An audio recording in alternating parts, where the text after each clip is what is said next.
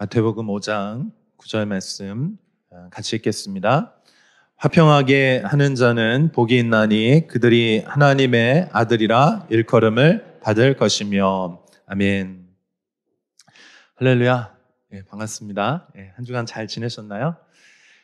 여러분이 하나님 앞에서 행복한 사람 되시기를 축복합니다. 하나님의 복이 여러분 가운데 함께 있기를 바랍니다. 오늘은 예수님의 팔복 그 선언 중에서 이제 7번째입니다. 화평케 하는 사람이라고 하는 말씀의 제목으로 여러분과 함께 말씀 나누기를 원합니다. 화평하게 하는 사람, 여기 화평이라고 하는 것은 성경에서 샬롬으로 이렇게 표현이 됩니다. 또 에이레네 이렇게 표현이 되는데, 죄로 인해서 하나님과 우리 사이가 깨어졌는데 그 관계에 그 갈라진 틈에 들어가서 예수님이 희생하심으로 말미암아, 예수님께서 십자가에서 보혈을 쏟아 주심으로 말미암아 하나님과 우리 사이가 다시 화목하게 되었다라고 하는 그런 의미들을 가지고 있습니다. 화평케 하기 위해서는 먼저 우리가 알아야 될 것은 지금 화평케 함이 필요하다는 의미는 무슨 뜻입니까? 지금 화목하지 않다는 뜻이죠. 그런데 화목하지 않다는 것이 그냥 관계가 안 좋은 정도가 아니고, 성경에서는 원수, 그러니까 이쪽과 또 상대편이 서로 그런 원수된 관계를 의미하는 것입니다. 서로 원수가 되었는데 그 원수된 관계를 아무렇지도 않은 듯이 그냥 우리 다음부터 평화롭게 지나자, 우리 즐겁게 행복하게 잘 살자, 그렇게 한다고 해서 될 일이 아닌 것입니다.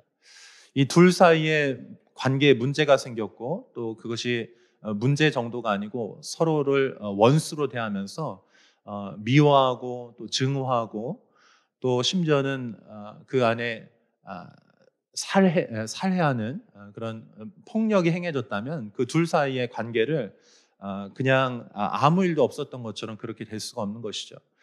그래서 사실은 이 한편과 또 다른 한편이 서로 원수지간 서로 그 관계가 깨어졌을 때는 반드시 그 중간에 그 갈라진 틈 안에 희생이 필요합니다. 그 희생이 있을 때에만 이 둘 사이가 다시 화목하게 될 수 있는 것입니다. 그래서 오늘 결론부터 말씀을 드리면, 화평하게 하는 사람, 그 화평하게 하는 사람이 복이 있는데, 이 어떤 복이냐면 하나님의 아들이라 일컬음을 받겠다, 이렇게 말씀하는 것입니다. 그러니까 이 둘 사이에 원수된 그 관계 안에, 그 갈라진 틈 안에 들어가서 희생하는 사람이 누구냐면 바로 하나님의 아들이라고 하는 것입니다.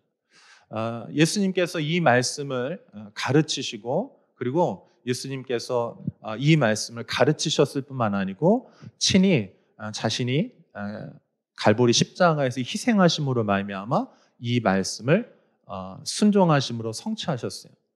그래서 여러분, 성경에서 하나님의 아들이라고 이제 표현이 될 때 제일 첫 번째 하나님의 아들 누굽니까? 예수 그리스도세요. 할렐루야. 예수님이 바로 하나님의 아들이신 줄로 믿습니다. 그리고 이 하나님의 아들이라는 건 어떤 의미입니까? 아버지를 닮은 사람이 바로 아들이에요. 그러니까 아들을 보면 여러분 그 집에 부모님하고 이제 나를 이렇게 살펴보면, 또 자녀를 낳으신 분들은 그 자녀들을 보면 정말 똑같습니다. 정말 똑같아요. 그 내 안에 있는 그 유전자가, DNA가 그대로 물려가서 안 가르쳤는데 똑같이 행동하고 있어요. 왜요? 안 좋아요? 네. 여러분 부모님과 여러분은 정말 닮았습니다. 또 여러분이 나중에 이제 결혼해서 자녀를 낳으면 그 자녀들이 여러분 닮게 될 것이에요. 그래서 이 아들이라는 거는 하나님을 닮았다라고 하는 의미가 있는 것이죠. 그래서 하나님의 아들, 누가 하나님의 아들입니까? 예수님이 바로 하나님의 아들이시고, 또 하나님으로부터 새롭게 태어난 사람들, 여러분 우리가 바로 하나님의 자녀인 줄로 믿습니다. 그래서 우리가 하나님의 아들이고 하나님의 자녀들인데 우리가 바로 예수님을 닮았고 또 하나님을 닮은 자들입니다. 어제 제가 제가 사랑하는 형제하고 이렇게 대화를 나누다가 그 형제가 이렇게 질문을 했어요. 목사님은 혹시 하나님을 섬겨가지고 복을 받은 적이 있으십니까? 그 보상을 이렇게 받은 적이 있으십니까? 여러분 어떠세요? 여러분도 하나님을 잘 섬겨가지고 복을 받아본 적이 있으십니까? 복을 받아본 적이 없으신지 이 표정은 무슨 표정인지. 그래서 제가 그 질문을 딱 받고서 이렇게 대답을 해줬어요. 이제 저도 딱 그 질문을 받고는 생각을 해봤습니다. 내가 하나님을 섬겨서 어떤 복을 받았지? 이제 제가 첫 번째로 얘기해줬던 것은 내가 하나님을 이제껏 하나님 부르심을 받고 이제껏 섬기면서 기쁜 일도 있었고 또 어려운 일도 있었는데 참 지금 생각해 보니까 하나님의 가장 귀중한 그 보상 중에 하나는 지금 심플리 교회가 세워진 것이다. 제가 이렇게 말씀드렸거든요. 지금 생각해 보니까 정말 교회가 하나 이렇게 주님의 몸된 교회가 세워진다는 것이 얼마나 이거 기적이고 정말 하나님 나라에서 복되고 좋은 일인지 모르겠어요. 그래서 그것이 제가 보상이라고 이렇게 말을 해줬습니다. 그리고 나서 제가 덧붙여서 이렇게 얘기를 했어요. 그런데 사실은 가만히 생각해 보면 어떤 하나님을 섬기고 그리고 그것으로 인해서 보상받는 것, 그것이 보상이 기쁘다기보다는 가만히 생각해 보니, 네 질문을 받고 나서 가만히 생각해 보니 하나님을 섬기는 것과 이 보상을 받는 것이 다른 것이 아니고 분리되는 것이 아니고 이게 하나인 것 같다. 제가 이렇게 얘기를 해줬어요. 바로 이어 덧붙여서. 그래서 제가 이렇게 했습니다. 하나님을 섬길 때 어려움도 있더라. 하나님을 섬기는데 정말 기쁘기도 했지만 어려움도 있었는데 근데 심지어 그 하나님을 섬김으로 인해서 힘들고 어려웠던 그 일들도 내게 정말 행복했던 순간이라고 이렇게 고백할 수밖에 없다. 그리고 그것으로 인하여서 지금 이제 교회가 세워지고 또 이 교회를 통하여서 이제 앞으로 많은 하나님의 일들이 또 교회를 통해서 이루어지겠죠. 그러니까 여러분 우리가 여기 화평케 하는 사람이라고 하는 의미 속에는 어떤 의미가 있습니까? 희생한다는 의미가 있거든요. 여러분 하나님을 섬기는 것이 우리가 희생이 따르죠. 근데 여러분 그것 자체가 여러분 복인 줄로 믿습니다. 어떤 이것을 했기 때문에 어떤 보상이 주어지는 그 보상이 복이 아니고 사실은 여러분 하나님을 알고 하나님의 뜻을 행하는 것 자체가 여러분 그것이 바로 복이고 행복인 줄로 믿습니다. 그리고 그것으로 인하여서 하나님께서 따라오는 결과로서 그 보상을 말씀하시는데 그것이 바로 하나님의 아들이라 일컬음을 받게 된다는 것이에요. 여러분 우리가 이미 화평케 하는 사람이 된다는 것, 이 평화를 위해서 자기 자신을 예수님이 그렇게 하신 것처럼 우리 자신을 희생하여 드리는 그 삶을 사는 사람들은 이미 하나님의 아들이죠. 여러분 우리가 하나님의 아들로 부르심 받은 줄로 믿습니다. 예수님의 희생을 통해서 우리가 하나님의 자녀가 되었고 우리 역시도 하나님의 아들로서 하나님의 자녀로서 그렇게 살아가게 된다는 것이에요. 그리고 그것으로 인하여서 우리가 그 부르심과 그 정체성으로 인해서 살아가게 될 때 우리가 바로 하나님의 자녀로서 하나님께로부터 그렇게 부름 받을 뿐만 아니고 세상 사람들도 우리가 바로 하나님의 바로 자녀이구나 하는 것을 알게 된다라고 하는 것이죠. 우리 예수님을 향한 이사야서 예언이 있어요. 이제 이사야서 9장 6절 말씀인데 같이 한번 읽어보겠습니다. 같이 읽어봐요. 시작. 이는 한 아기가 우리에게 낳고 한 아들을 우리에게 주신 바 되었는데 그의 어깨에는 정사를 메었고 그의 이름은 기묘자라 모사라 전능하신 하나님이라 영존하시는 아버지라 평강의 왕이라 할 것입니다. 네. 우리 예수님의 그 태어나심, 이 땅에 성육신으로 오실 그 메시아에 대해서 설명을 하면서 아주 중요한 표현, 평강의 왕이다 이렇게 표현을 하고 있는 것입니다. 사랑하는 여러분, 우리 예수님은 하나님과 우리 인간 사이의 그 갈라진 틈을 메우시기 위해서 그 땅에 들어오신 평강의 왕이신 줄로 믿습니다. 골로새서 1장 20절에도 보면 우리 예수님의 이 사역에 대해서 잘 표현하고 있습니다. 한번 같이 읽어보겠습니다. 시작. 그의 십자가의 피로 화평을 이루사 만물 곧 땅에 있는 것들이나 하늘에 있는 것들이 그로 말미암아 자기와 화목하게 되기를 기뻐하심이라. 아멘. 그의 십자가의 피로 화평을 이루사. 제가 요즘에 하나님께서 계속 이 성경 읽을 때마다 묵상할 때마다 한 가지 주제에 대해서 제 마음에 계속 감동을 주시는 것이 한 가지 있어요. 그것은 바로 값을 지불하는 것입니다. 여러분, 우리의 삶이 우리가 하나님의 자녀가 되었고 하나님의 은혜를 경험하게 된 것은 바로 값이 지불되었기 때문에 우리가 하나님의 자녀가 되었고 그 은혜를 누리는 줄로 믿습니다. 근데 이 값집을 누가 하셨습니까? 하나님의 아들께서 십자가에서 행하신 것이죠. 사랑하는 여러분, 우리가 하나님과 그 관계 안에, 깨어진 관계 안에 있을 때 아들 예수님께서 우리를 위해서 죽으시고 그로 말미암아 우리가 하나님과 화목하게 되었습니다. 또 에베소서 2장에서도 이 말씀들을 아주 잘 표현하고 있는데 우리 11절부터 18절 말씀 조금 길긴 하지만 우리 한번 같이 읽어보겠습니다. 같이 읽습니다. 시작. 그러므로 생각하라. 너희는 그때 육체로는 이방인이요 손으로 육체 행한 할례를 받은 무리라 칭하는 자들로부터 할례를 받지 않은 무리라 칭함을 받는 자들이라. 그때 너희는 그리스도 밖에 있었고 이스라엘 나라 밖에 사람이라. 약속의 언약들에 대하여는 외인이요 세상에서 소망이 없고 하나님도 없는 자이더니 이제는 전에 멀리 있던 너희가 그리스도 예수 안에서 그리스도의 피로 가까워졌느니라.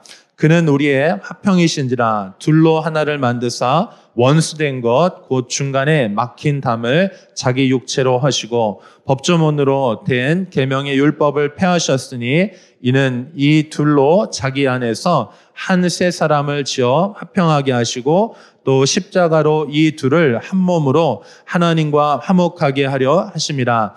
원수된 것을 십자가로 소멸하시고 또 오셔서 먼 데 있는 너희에게 평안을 전하시고 가까운 데 있는 자들에게 평안을 전하셨으니 이는 그로 말미암아 우리 둘이 한 성령 안에서 아버지께 나아감을 얻게 하려 하심이라. 아멘. 그러니까 그 이전에는 우리가 소망이 없는 자들이었고 하나님과 원수된 자들이었고 하나님과 우리 사이에 막힌 담이 있었다는 것입니다. 그런데 우리 예수님께서 십자가에서 죽으심으로 말미암아 그 보혈로 말미암아 이것을 다 찢으시고 막힌 담을 허무시고 하나님께 나아갈 수 있는 그 길을 열어 주셨습니다. 예수 그리스도의 그 십자가의 그 값을 치루심, 그 예수님의 그 희생의 보혈만이 우리가 하나님 앞에 나아갈 수 있는 그 길들을 열어준 것이죠. 돈 리처드슨 선교사님이라고 하는 분이 계십니다. 리처드슨 선교사님은 그 인도네시아 정글에서 식인종들에게 이제 복음을 전하시는 분이셨는데 이 복음을 전해야 되는데 이 식인종들이잖아요. 그러니까 이 문명 사회하고는 정말 동떨어진 그런 부족민들이었습니다. 근데 그 복음을 전해야 되는데 이 사람들은 한 번도 그러니까 이 양에 대해서 이제 경험해 보지 못한 거예요. 그러니까 하나님의 어린 양으로 오셔서 그분이 우리를 위해서 희생하셨다. 이 얘기에 대해서 이해할 수가 없었습니다. 마치 이런 거예요. 에스키모인들에게 가서 양에 대해서 설명하면 이해할 수 없잖아요. 한 번도 양을 본 적이 없으니까. 저도 전에 그 인도네시아 형제하고 같이 이제 공부를 한 적이 있는데 그 형제는 나이가 이제 그 당시에 이제 40이 넘었었는데 저한테 그렇게 얘기를 해주더라고요. 자기는 태어나서 하늘에서 눈이 내리는 거 한 번도 본 적이 없대요. 눈이 어떻게 생긴지 궁금하대요.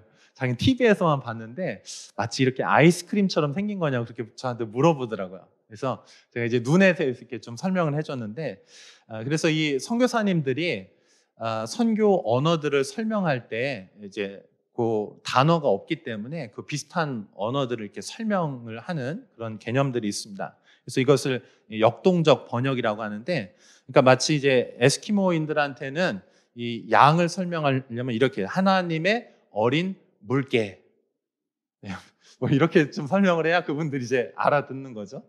그래서 하나님의 어린 물개 이렇게 해야 알아듣는다는 것이. 근데 이 부족민들에게도 예수님의 희생에 대해서 설명을 해줘야 이제 복음이 들어가잖아요. 그런데 이 복음을 도저히 설명을 할 수가 없는 거예요. 그런데 어느 날 이 부족민들 사이에 이제 전쟁이 벌어진 거야.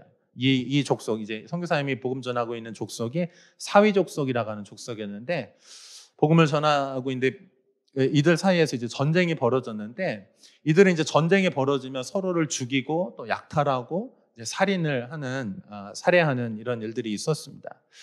자, 그런데 둘 사이에 이제 전쟁이 벌어졌는데 사위 족속이 점점 전세가 밀리는 거예요. 그래서 이제 조금 있으면 이제 완전히 그 부족민들이 다 몰살당할 수밖에 없는 이제 그런 상황에 처했습니다. 그때 이 추장이 한 가지를 결심을 해요. 그 결심을 한 것이 뭐냐면, 이 부족민들 사이에서 전쟁이 벌어졌을 때 이 전쟁을 멈출 수 있는 방법이 한 가지가 있어요. 그것은 바로 그 추장, 그 대표 리더의 아들을 희생 제물로 상대 부족에게 보내는 것입니다. 그래서 이 부족의 사위족 속의 추장이 자기 아들을 자기 모든 부족민들을 살리기 위해서 희생 제물로 화해의 아이로 이 아이를 이제 보내게 되고, 그것을 희생 제물로 삼아서 그 족속들이 이제 살게 됩니다. 그 이야기들을 이제 리처드슨 선교사님이 듣고, 바로 이것이구나. 이들에게 이제 설명할 수 있는 개념이 생긴 거죠. 그래서 하나님의 아들 예수님께서 이 땅에 오셔서 화해의 아이로서 이 땅에서 죽으셨습니다. 이렇게 설명을 하니까 그 부족민들이 그때서야 하나님의 사랑과 예수 그리스도의 그 희생에 대해서 이해하기 시작했어요. 나중에 그 통계를 보니까 이 사위 족속이 한 5,100명 정도 되는 미전도 족속이었는데, 이들이 이제 이 선교사님의 복음과 또 이 화해의 아이의 희생, 그리고 또 다른 많은 선교사님들의 수고를 통해서 5% 이상의 그 복음화율이 이렇게 진행이 된 거예요. 우리가 선교 역사에서 이렇게 살펴볼 때 2% 이상이면 미전도 족속 아니라고 이렇게 설명하거든요. 그러니까 요한복음 3장 16절을 이 화해의 아이, 이 희생을 통해서 설명했을 때 그들이 이제 이 복음을 이해하고 받아들일 수가 있게 된 것이죠. 사랑하는 여러분, 우리 하나님의 아들 예수 그리스도께서 우리를 위해서 이 땅에 오셔서 화해의 아이로 이 땅에 오신 것입니다. 이 말씀을 준비하면서 제 마음 가운데 이제 두 가지 마음이 들었는데, 한 가지는 우리 믿지 않는 사람들을 위한 마음이 들었습니다. 지금도 역시 하나님과 우리 복음을 들어보지 못한, 믿지 못한, 복음을 알지 못하는 영혼들이 이 도시와 이 캠퍼스 가운데 많은 영혼들이 있습니다. 그 영혼들을 향해서 누군가는 들어가서 그 갈라진 틈 안에 이제 들어가야 되는 것이죠. 그 의미는 무슨 얘기냐면 희생이 필요하다는 의미입니다. 사랑하는 여러분, 우리 예수님께서 지금도 하나님과 이 땅에 살고 있는 영혼들, 아직 예수님 알지 못해서 목말라하는 그 영혼들을 향해서 우리 예수님은 지금도 예수님의 보혈을 그 갈라진 틈에 뿌려주시는 줄로 믿습니다. 예수님의 그 보혈이 지금도 유효한 줄로 믿습니다. 또 예수님을 믿지 않는 사람들뿐만 아니고 예수님을 믿고 있지만 하나님과 우리 사이의 관계가 어려워진 분들을 향해서도 우리 예수님의 그 보혈은 지금도 유효한 줄로 믿습니다. 그래서 예수님께서 지금 이 코로나 시기에 하나님과 또 그 관계 안에 어려움이 있고 멀어져 있고 고통하고 있는 영혼들을 위해서 예수님의 보혈이 지금 이 예배 가운데 말씀이 선포되는 이 시간에 그들 마음 가운데 예수님의 보혈이 임할 수 있기를 축복합니다. 그래서 여러분, 우리는 믿는 자들에게도 또 믿지 않는 자들에게도 이 갈라진 틈이 있다는 것, 그래서 그 틈 안으로 들어가시는 예수 그리스도를 우리가 봐야 되는 것이죠. 그리고 뿐만 아니고 예수님이 들어가셨다면 예수님을 따르고 있는 주님의 제자들인 우리들도 그 틈 안으로 들어가야 될 줄로 믿습니다. 주님이 들어가셨다면 마땅히 우리도 그 틈 안으로 들어가야 되는 것이죠. 그런데 예수님이 이 둘을 화평케 하기 위해서 희생을 치르신 것처럼 우리도 예수님을 따라서 그 갈라진 틈 안으로 들어간다는 얘기는 무슨 얘기냐면 우리 역시도 이 복음을 전하고 주님을 섬기기 위해서 희생이 따를 수 있다는 것입니다. 사랑하는 여러분, 여러분이 받은 은혜는 값을 지불한 은혜인 줄로 믿습니다. 하나님의 아들의 목숨의 값으로 우리가 집을 받았잖아요. 그래서 하나님과의 관계가 화평케 되었습니다. 여러분, 우리가 전하고 또 우리가 섬겨야 될 영혼들에게 나아갈 때도 마찬가지인 줄로 믿습니다. 값이 지불되어야 되고 희생이 필요한 것이죠. 사랑하는 여러분, 여러분도 예수님을 따라서 그 갈라진 틈 안으로 들어가기를 원하십니까? 진심입니까? 예, 그러면 여러분, 우리가 이번 한 주간, 이번 주에 저희가 화요일부터 금요일까지 저희가 복음을 이제 전하려고 이제 준비를 하고 있습니다. 그래서 지난주에 저희가 이렇게 이제 전도 물품을 이렇게 만들었거든요. 여기 이제 전도지하고 그리고 이제 마스크 저희가 준비를 했는데 이 복음을 가지고 우리가 그 갈라진 틈에 들어가서 이 복음을 나누어주고 전해줄 수 있기를 원합니다. 근데 여러분, 우리가 복음 전하다 보면 첫 번째로 여러분 안에 그 어려움들 있잖아요. 복음 전할 때 뭐가 어렵습니까? 그 눈빛이 어렵잖아요. 사람들 만나면 그 낯빛. 요즘 분위기도 안 좋은데 이미지도 안 좋아지는데, 근데 그거를 감안하고 희생할 걸 각오하고 내 얼굴이 팔릴 거를 각오하고 그리고 나아가는 거예요. 그 사람들에게 여러분의 시간 또 뭐 물질 또 여러분이 그런 이제 수고하는 것들, 사람들의 눈총 또 사람들의 그런 짓궂은 말들, 이런 것도 들어야 되거든요. 근데 여러분, 우리가 예수님의 값치름을 통해서 우리가 복음을 받았는데, 여러분, 우리가 동참한다라고 말할 때 역시 우리에게도 그런 동일한 희생과 그런 작은 수고 또 어려움들이 따를 수 있는 것이죠. 사랑하는 여러분, 그럼에도 불구하고 여러분 정말로 그렇게 하시겠습니까? 네, 바로 적용 들어가니까 소리가 좀 작아지는 것 같아요. 여러분 적용하실 수 있기를 축복합니다. 말씀을 적용하면 그 말씀이 나의 것이 되거든요. 네. 우리 이사야서 52장 7절 말씀 같이 읽고 좀 기도했으면 좋겠습니다. 우리 이사야서 52장 7절 말씀 같이 읽어봅니다. 시작. 좋은 소식을 전하며 평화를 공포하며 복된 좋은 소식을 가져오며 구원을 공포하며 시온을 향하여 이르기를 내 하나님이 통치하신다 하는 자의 산을 넘는 발이 어찌 그리 아름다운가. 아멘. 좋은 소식을 전하는 그 평화를 전하는 그 발걸음이 복되다, 이렇게 말씀을 하고 있습니다. 여러분, 우리가 이번 주간 특별히 위로가 필요한 사람들, 또 복음이 필요한 사람, 아직 예수님 알지 못한 사람들에게 나아가서 복음을 전하게 될 것입니다. 여러분 함께 이 수고에 또 이 희생에 갈라진 틈 안에 들어가는 것에 여러분 함께 해주시기를 진심으로 축복하고 바랍니다. 그리고 우리가 이제 10월 달부터 의미가 있는 것은 우리 안샘물 선교사님 또 이푸른 선교사님 저희가 이제 10월부터 저희가 함께 이제 선교 후원하기로 했습니다. 그래서 이번 주간 이제 선교사님 또 이렇게 후원하게 될 텐데 우리가 가야 되는데 선교사님이 그 러시아 땅 타타르스탄 카잔 대학 캠퍼스 앞에 서셨어요. 여러분, 우리가 함께 기도하고 또 여러분 후원하시고 또 여러분 우리가 이렇게 함께 또 거기서 선교사님 하시고 또 우리 여기서 하고 할 때 이 모든 일들이 우리가 하나님의 사역에 동참하게 되는 것인 줄로 믿습니다. 그래서 여러분 이번 주간 이제 집에 가실 때 그냥 가지 마시고요. 정말 이 말씀을 적용하시면서 마스크 챙겨가시길 바랍니다. 그리고 여러분 주변에 가셔서 복음을 전해주세요. 그리고 교회 오실 때 또 가실 때 여러분 이 주변에 또 복음을 전해주실 수 있는 여러분들 되실 수 있게 진심으로 축복합니다. 우리 함께 기도하도록 하겠습니다.